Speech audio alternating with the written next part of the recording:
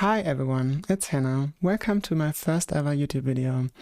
Today I want to talk about Marvel Snap's newest card release, White Widow. White Widow is a 2/2 with the on-reveal effect. Add a Widow's Kiss to your opponent's side of this location. A Widow's Kiss is a 0/0 with the ongoing effect. This has -4 power, and disable this ability if your side of this location is full. And the word your in Widow's Kiss's ongoing ability is related to your opponent's side of the location. Here we can see White Widow adding a Widow's Kiss to an empty location, so it has -4 power. In the second clip, she adds a Widow's Kiss to a full location, so it has 0 power. Then Elektra destroys one of the raptors, so it goes to -4 power. Let's talk about Synergies. As you may know from my Twitch streams, I'm a big Galactus fan. So Galactus is the first big archetype that comes to my mind when I think about White Widow. With White Widow, you can clock a location, then Ghost Spider the White Widow away so you can still Galactus on the location. Super cool. I can't wait to try that. The second archetype is of course Clock/Junk. White Widow is a big new tool for that archetype. Cards like Black Widow, Debris, Annihilus, Hazmat and Cannonball could work well with her. And then we have the Lockdown archetype with Professor X and Storm. White Widow is really good early tempo, and with Storm and Prof X you can lock down that location and secure the -4 power from the Widow's Kiss. Great synergy. With Beast inside the Bounce archetype, we can create multiple Widow's Kisses by bouncing our White Widow back to our hand and playing it again. Additionally, we have the On-Reveal archetype with cards like Wong, Absorbing Man, Grandmaster and Odin. Here we can also create multiple Widow's Kisses, for example by playing White Widow on a Wong lane to create 2 Widow's Kisses on that lane. We can play Absorbing Man to copy the effect on a different lane or on the same lane, and we can also use of course Grandmaster and Odin. White Widow also has counters. The first big one is Annihilus, since Annihilus can send back the Widow's Kiss to the other side of the board if the location is not full and Widow's Kiss has still -4 power. If the location is clocked, however, you could use Hazmat or Typhoid Mary to reduce the power to -1 and then send it back with Annihilus. The second counter card is Luke Cage. Luke Cage makes Widow's Kiss a 0/0, pretty self-explanatory. Then we have Cosmo, which denies the on-reveal ability. Then we have of course destroy cards like Carnage, Venom, Deathlock, Lady Deathstrike and Destroyer, which can destroy the Widow's Kiss. And last but not least we have bounce cards, or one bounce card, which is Beast, so you can bounce back the Widow's Kiss to your hand. We could take it one step further. We could counter the counter cards. You can counter Annihilus with Cosmo, Prof X, and to counter destroy cards you could use Cosmo and Armor. Let's take a quick look at the variants for White Widow. The first one is the Spotlight one from Victor Faro. Then we have another one from Artgerm, which is a super rare one, so it will cost 1200 gold. And the third one is from David Marquez, a rare variant for 700 gold. So is White Widow worth it? I think yes, at least for me. I like the Clock/Junk archetype and especially Galactus, as you may know. So I will definitely purchase her on day one. If you don't like these specific archetypes and you are only playing meta cards, you should definitely wait a couple of days and see how things develop. Cards oftentimes get overhyped, like War Machine for example. White Widow is a Series 5 card and can be purchased for 6,000 tokens. But you can also get her of course through the Spotlight cash system. This week she comes alongside Nico Minoru and Snowguard, 2 very strong cards. At least Nico Minoru. Nico Minoru is one of the best, if not the best one-cost card in the game. So if you don't have her, I would definitely suggest rolling for Nico and White Widow. Snowguard on the other hand is a staple in Loki decks, and Loki is still a very strong deck. If you want to play Loki decks, I would suggest also rolling for Snowguard. Are you looking for some decks to play White Widow in or to counter her? I got you covered. In the following, I will show you 3 White Widow decks and 1 counter deck. Let's take a look at them. The first deck is a full Galactus deck with multiple clock cards. It has the Sentry package with the Hood, Sentry and Annihilus. It has 2 goblins. We can debuff the goblins or the Hood with Selene.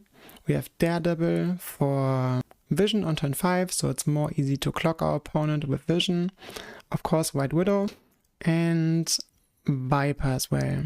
Viper serves as an alternative option to clock our opponent with the hood if we don't draw Annihilus, and also if we head to Selene our Daredevil or White Widow, we can also Viper the Daredevil or White Widow and then Ghost Spider the Viper away. So it's a very flexible deck and it's like an all-in Galactus deck, but you can also outpoint your opponent with just your clock cards, and then on turn 6 you have an alternative big stat stick with Red Hulk. Additionally, I want to say again that White Widow can be used on turn 2 of course, but she can also be used on turn 4. I think I would rather prefer to play her on turn 4. Let's take a look at the best possible playline for this deck. This would be Selene on turn 1 to debuff your goblins, Daredevil on 2 to have vision on turn 5, then you Green Goblin a location where your opponent has at least one card, better would be 2 cards, and then you play White Widow plus Ghost Spider on turn 4. By now the location could be already full on your opponent's side, but if it's not, you can still play Hobgoblin on turn 5 to secure it. And then you drop Galactus to win the game.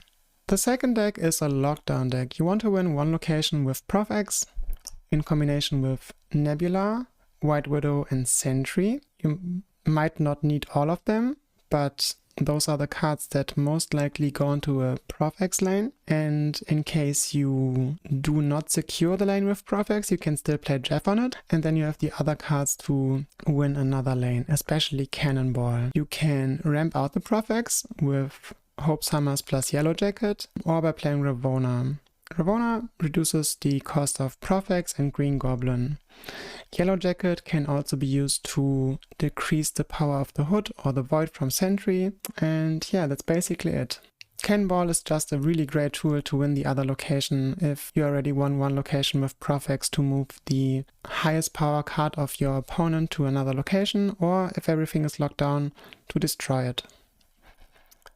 The third deck is a Hazmat Annihilus Mockingbird hybrid deck. Here we have multiple card packages that hopefully work really well together. It's a theory crafted deck of course, so we will see how it turns out. But you have a Hazmat plan where you clock your opponent and then Hazmat their side of the location, and you have Luke Cage on the board, so you don't get the effect of Hazmat. You can just clock your opponent, you can play Mockingbird for very low energy cost or even for free because you have the illusions from Mystery on the board or the rocks from Debris on the board. Carnage is there to make room on the board. You can even destroy the hood. If you don't have Annihilus, you can counter other clock cards, you can counter White Widow from your opponent.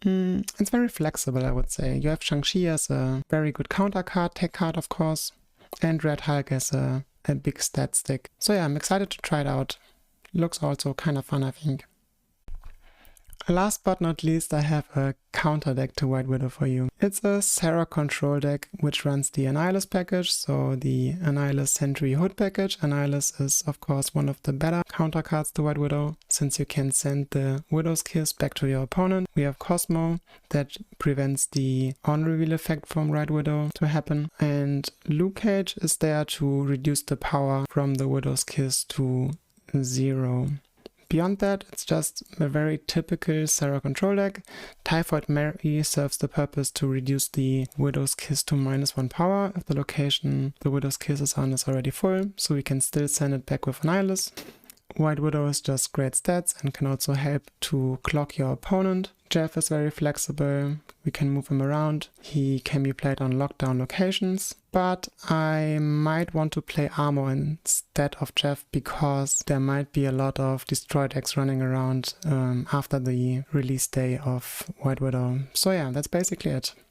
If you made it this far into the video, thank you so much for watching. This is my first YouTube video, it's new for me. I took like a couple of takes to film this, and yeah, thank you so much. If you want to see more content, please let me know down in the comments. Let me know what you think about White Widow, and I would be very happy if you like the video and subscribe to my channel. Take care and see you next time. Bye bye.